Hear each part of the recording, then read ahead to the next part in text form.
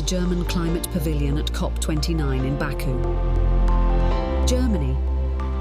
Climate solutions, fast and fair.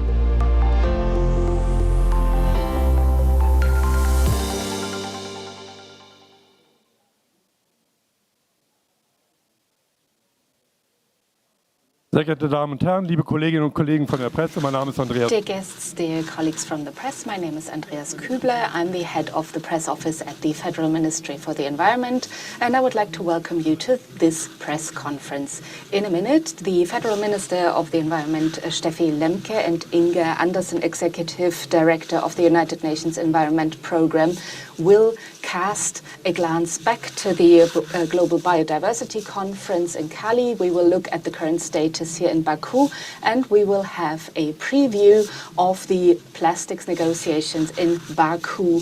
And now I pass the floor to Steffi Lemke, the Federal Minister of the Environment. Sehr geehrte Damen und Herren, herzlich willkommen hier. Dear guests, welcome to the German Pavilion at the UN Climate Conference in Baku. We all can see and feel that international crises and also the last resistance of the fossil world are making negotiations difficult. The negotiations are in a complicated phase at the moment. The texts are not at a point that is headed towards agreement. So there are very difficult hours ahead of our negotiating teams if they are to find a final conclusion and a resolution that can be adopted here. At the moment, on our planet, we can see everywhere that geopolitical conflicts have increased and have become increasingly aggressive.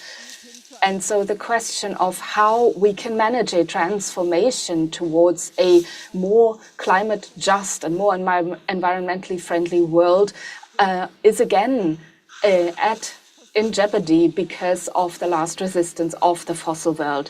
But the age of fossil fuels is on the wane. Renewable energies are on the rise, and that is something we were also able to reaffirm at the Climate COP in Dubai last year. Renewable energies have tripled, energy efficiency has doubled. That is something that here in Baku nobody can question anymore. These targets apply, these targets are binding for the international community, and they are the guardrail for our action. Those who try to block talks at the climate conference here in Baku and those who try to question climate protection targets in principle are acting irresponsibly in face of the climate disasters that we've seen in recent weeks. They affect millions of people, billions of damage are the result of these weather events that are due to climate change. Shortly before the end of negotiations in Baku, I want to appeal to the joint responsibility of all states that have come together here.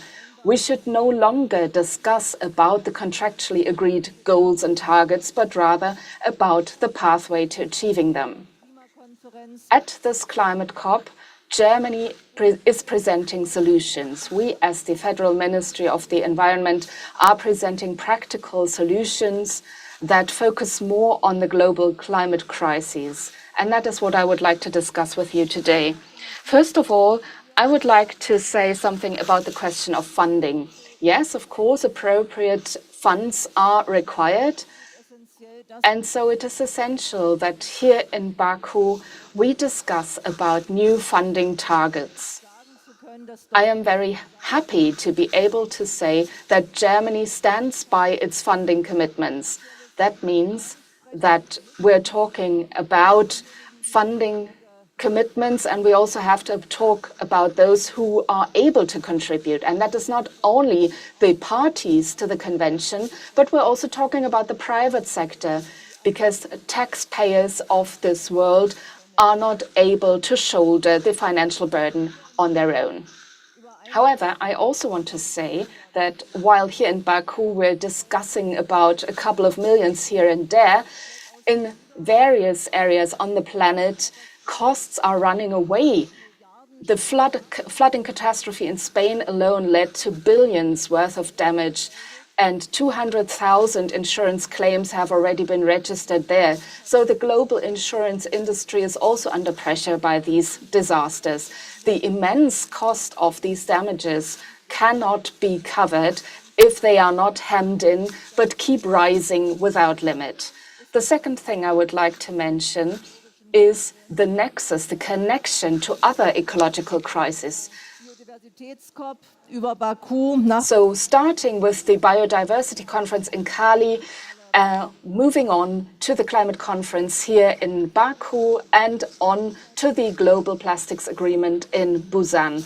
There are several global crises that we have to tackle and that we have to manage. And what gives me hope is that only 2 weeks ago at the Global Biodiversity Conference in Colombia, we made clear decisions and we stood up for a closer connection between the solution of the biodiversity crisis and the solution of the climate crisis. And we also developed a joint program of work for these two COPs that takes account of the close links between the two issues.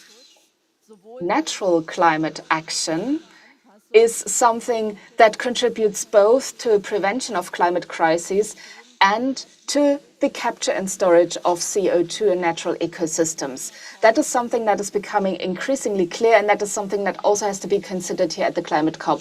And those of you who know me know that I build bridges that reach even further, that reach towards the pollution of our planet with plastics. And global plastics production also contributes up to 4% to global greenhouse gas emissions. So again, this is a lever that we can use, and we also know that plastics pollution with microplastics and also plastics in the air, in the global oceans and in the soil is a threat to human health and is a threat to nature. So I trust that next week in Busan, in the Republic of Korea, we will be able to agree on a global convention to end plastic pollution. There are 3 more areas that I would like to touch upon before we come to a close. Areas that are important for me personally as Minister of the Environment. The first area is water. Water is the harbinger of climate doom, and that is something that we have seen in recent months all over the world. Images of flooding, of water shortages and droughts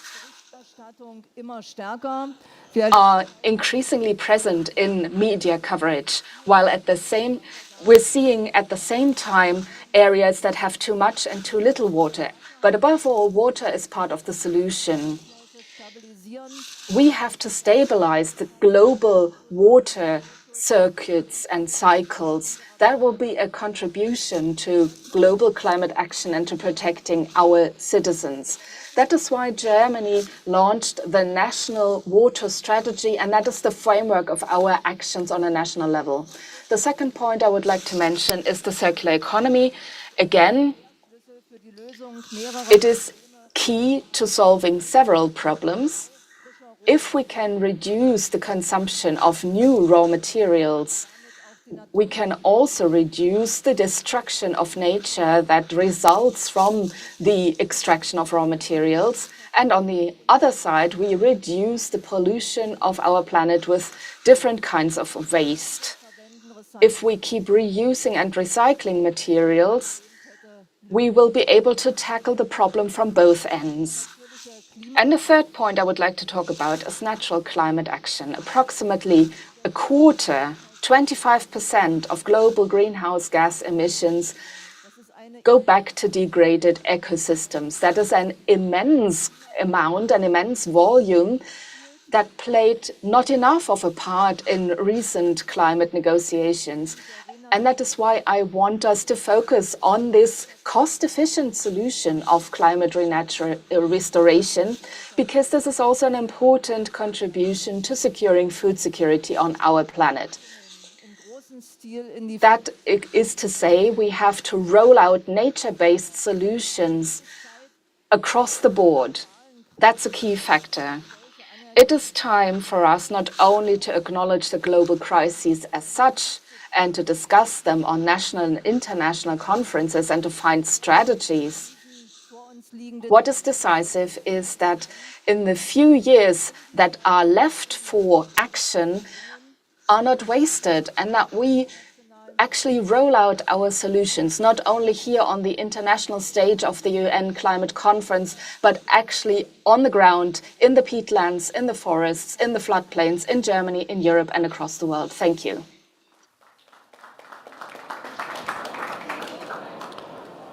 Ich darf nun Inga Andersen, Executive Director. And now I have the pleasure of asking Inga Andersen, Executive Director of the United Nations Environment Programme, to give her statement.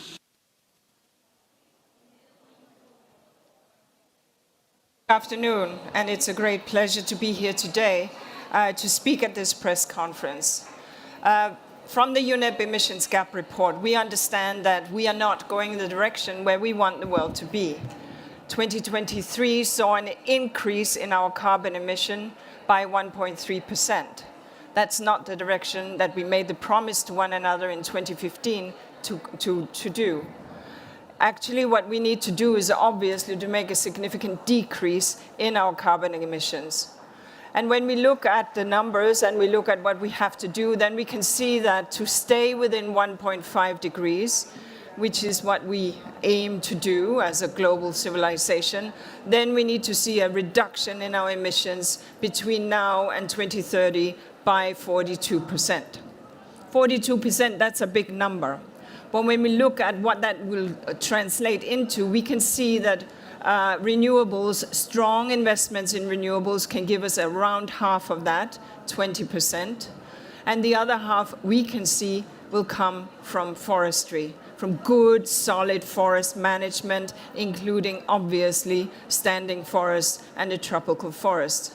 So actually, when we look at that, on the one hand, and seeing what has to be done, it is not impossible. Is it hard? Yes. Can we do it? Yes. But it will take political courage and political leadership, and that is why we at UNEP are calling on all 196 parties to this convention to lean into this. We understand that we emitted about 57.3 gigatons of carbon in 2023. We also understand that there is about 200 gigatons left for us to emit, and then we will bypass 1.5 degrees. So time is of essence. If we aim for, and we shouldn't, 2 degrees, then we have around 900 gigatons left. If we keep emitting 57 gigatons, do the math, 57 into 200, 57 into 900, do the math. Time is of essence. That is why we are calling on the NDCs, these national determined contributions, that are to be delivered now in February by all member states, for them to be ambitious, for them to be anchored in science, and for them to be embracing a future that is green and a future that will work for the whole of humanity. That is the future that we want. And the truth is that this is a future that will deliver jobs, development, opportunities, growth, and peace. We cannot envisage a future that is filled with forest fires, inundations, droughts, catastrophes, and rapidly moving diseases because of the climate shifts. To the contrary, what we want is a future that is stable and predictable, based on the weather that we know and the weather that we can plan for our farms, our fishing, and our communities. So the moment of truth is here. It is climate crunch time. And what we need to do now is to seize that opportunity. As we heard from Minister just now, we can see that there are already areas in the world that are becoming uninsurable because no insurance company wants to pick them up because of the likelihood and the high chances of either inundations, fire, or droughts. That is not a future that we wish to paint. But we do understand that the possibilities are within our grasp. And that is why this climate conference is so important. But we just a few weeks ago had the biodiversity conference, looking at the commitments that we are making to nature. Because nature offers us a real solution towards so many things. When we are investing in nature, we are investing in its solutions to our societies. Vibrant agriculture, productive fields, healthy waters, good groundwater, and healthy children that can play in the green and the lively nature.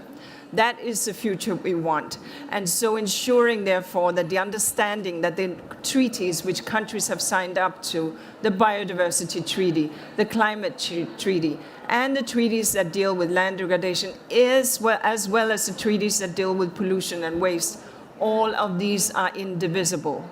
We understand that in the global south, when there is a heavy rainfall and people are flooded out, it's often because plastic is blocking the drains. So getting an agreement on plastic next week in Busan is also critical. I want to thank Germany and the German people for the strong support that we from the United Nations Environment Programme has received. And I want to say that we will continue from the United Nations Environment Programme to push for action, because action is the only way forward. Thank you. Thank you, Ms. Andersen. Please stay here. Es besteht jetzt die Möglichkeit, noch ein paar Fragen zu stellen. Frau Andersen. You have the opportunity to ask a few questions. However, Ms. Andersen has to leave in 5 minutes, so please ask your questions directed to Ms. Andersen first. And afterwards, you will also have the opportunity to ask your questions to Ms. Lemke. Of course, you can also ask questions to both of them. Ms. Illeding.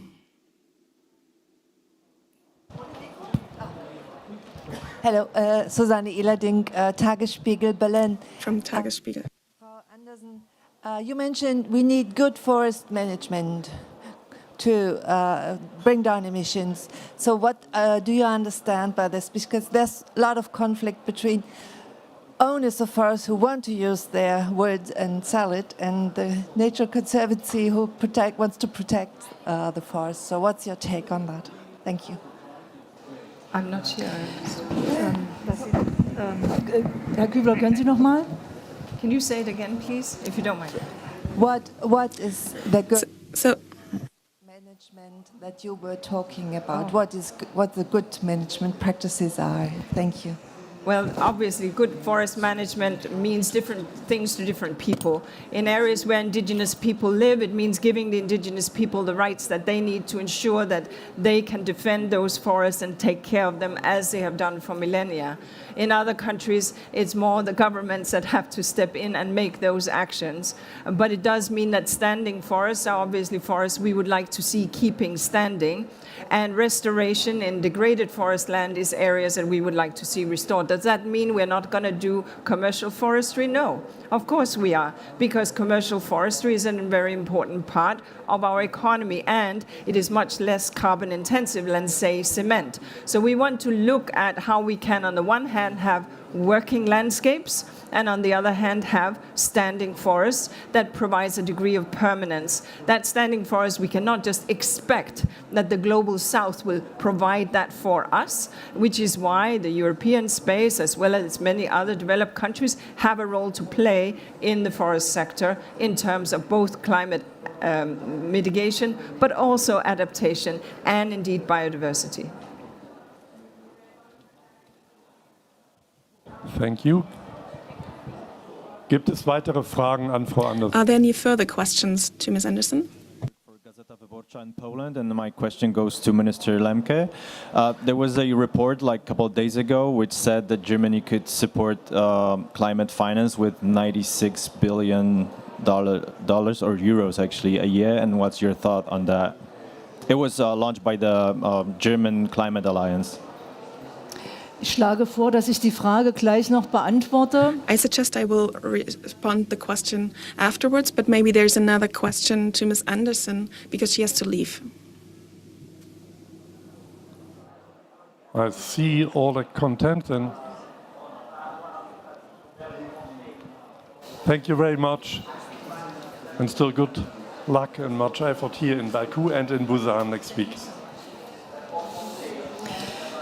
Zur Frage der Klimafinanzierung. Now, to question on climate finance. Deutschland hat 6 Milliarden Euro für die Klimafinanzierung. Germany agreed on 6 billion euros for climate finance and 1.5 billion of these for biodiversity conservation. But of course, those issues are often overlapping. The 6 billion euros are going to be covered in 2025. In 2024, we've been on the good path already. For biodiversity finance, we have had 1.36 billion from the 5 billion euros, and now we are on a 6 billion euro path. We do not yet have the current figures, but I can already see that Germany is considered a very reliable finance partner. That is very important. It is almost as important as having 1 billion more or less for the global community.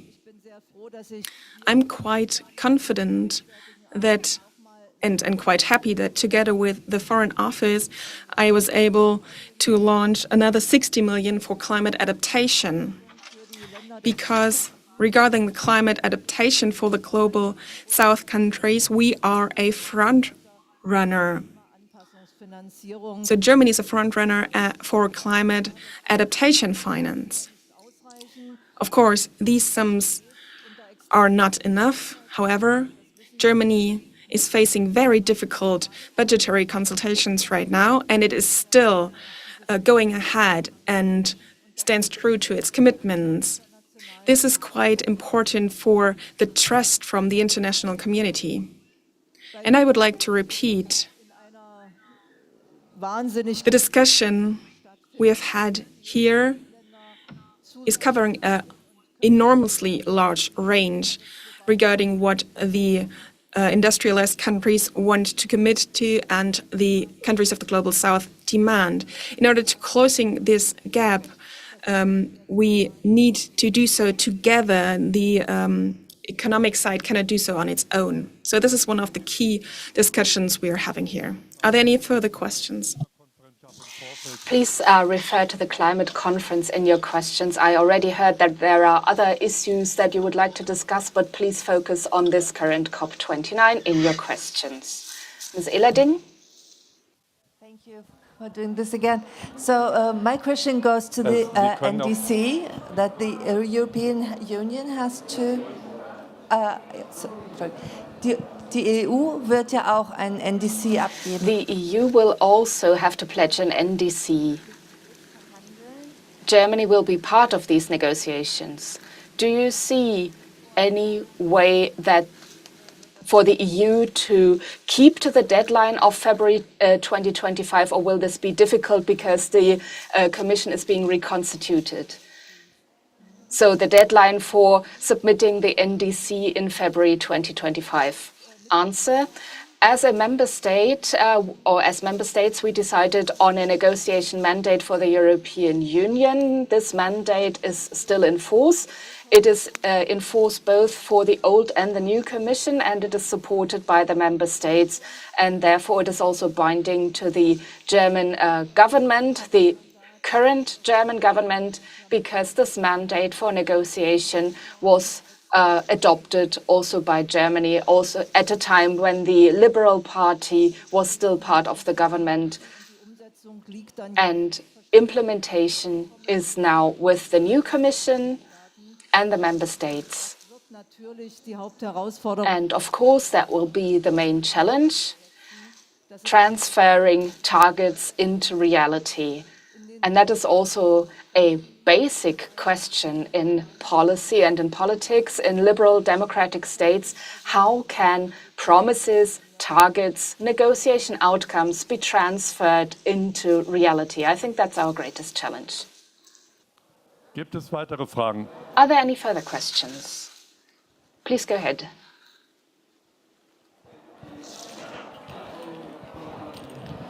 Enno König, AFP. Frau Lemke, Enno König, AFP. Minister, you mentioned the degrading of ecosystems and the problems this leads to.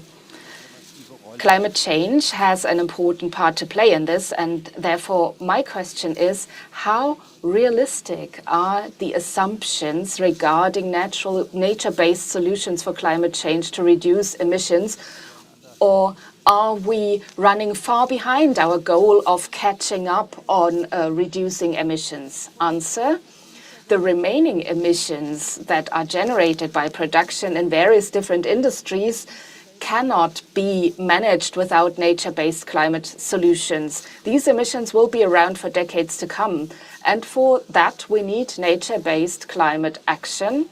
However, nature-based climate action is also in a critical phase because we are losing ecosystem services more quickly than we can restore them, because ecosystems are also impacted by weather events, climate-related weather events, and the pollution of ecosystems also reduces their climate protecting features. For example, the pollution of the oceans reduces their ability to stabilize the climate.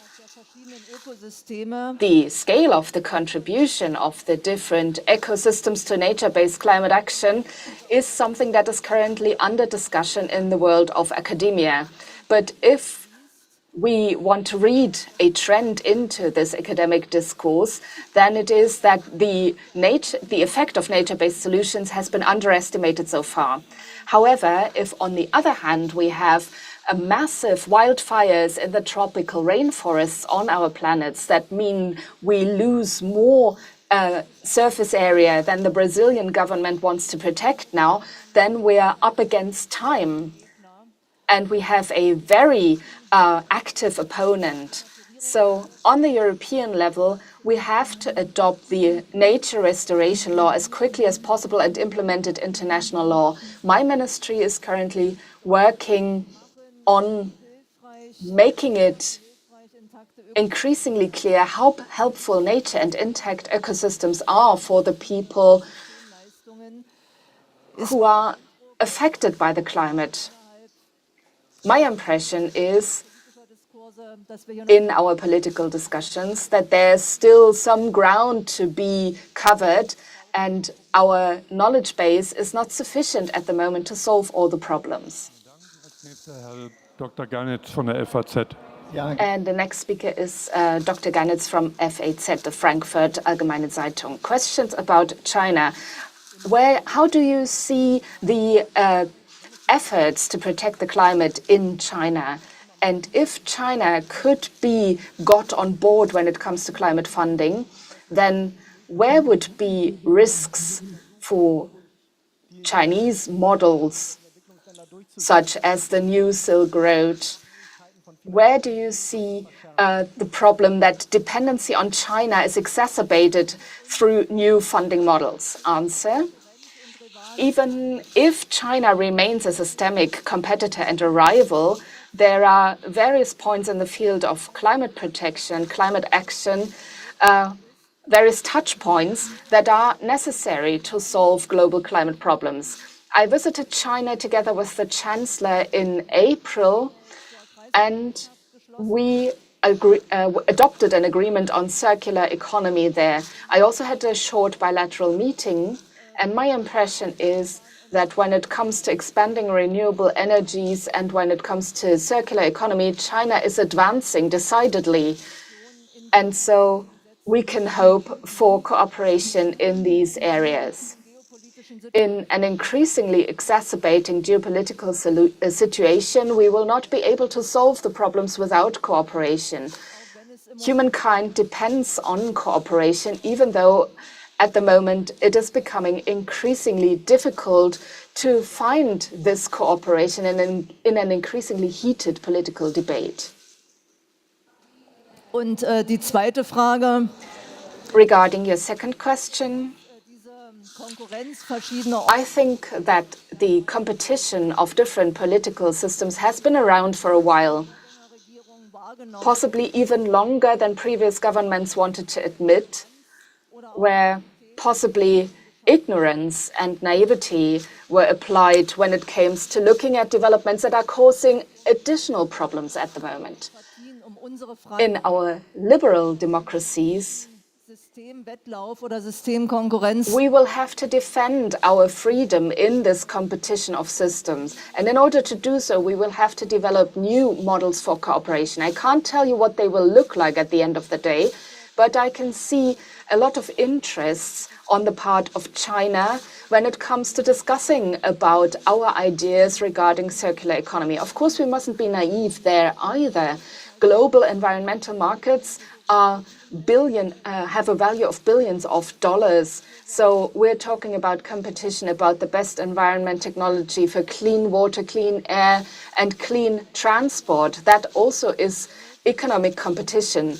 But if we manage to establish rules for this competition on a global stage, then competition can be a positive driver of development. And that's the discussion that we should focus on. In environmental technology, Germany leads the market in many areas. I don't understand why this is not mentioned more when it comes to economic policy discussions in Germany, but I assume that reality will force us to focus more on our strength in this area. That's great, thank you. If there are no further questions, that's actually quite good because we have a very full agenda and we have to move on to the next appointment. Thank you very much for coming.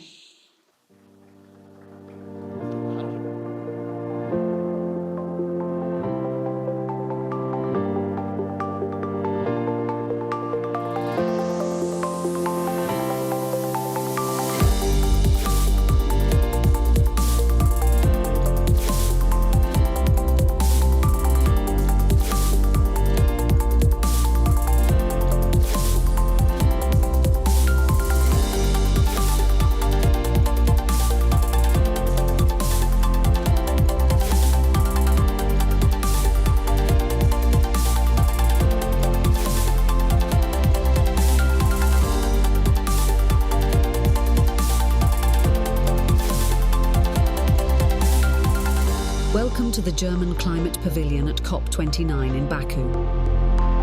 Germany. Climate solutions, fast and fair.